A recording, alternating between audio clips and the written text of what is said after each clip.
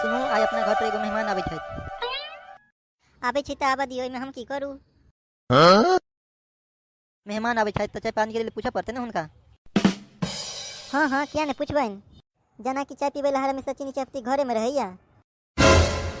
अच्छा घर में स्प्राइट कोक हैत ना? दूगो जे पोस पाइल के रख देने छियै वो अहीं ला रह देत ना स्प्राइट कोक।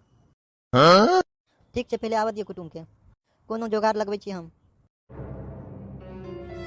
हाँ हाँ, देखै छी कोन जोगाड़ लगा लै छी अहाँ। अहाँ जाओ घरे, कुटुम के आबै के टाइम भऽ गेल छै। हाँ हाँ, हम जाइ छी, अहीं सम्हालू कुटुम के अपन। एतेक दूर से आबि के मोन थाकि गेल, जाइ छी आबऽ चाय पानी पी के मूड फ्रेश हेतै। एलहुँ बौआ, कखनी से अहाँके इंतजार में हम बैठल छलहुँ। आउ सोफा पर बैठू। जी जरूर।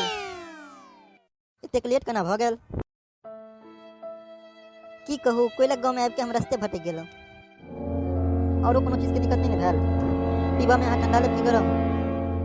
धूप में गरमा गेल छी तऽ ठंडे बढ़िया रहतै। ठंडा में जूस लेब या कोल्ड ड्रिंक? कोल्ड ड्रिंक मंगा लिया। कोल्ड ड्रिंक स्टील के गिलास में लेब कि कांच के गिलास में?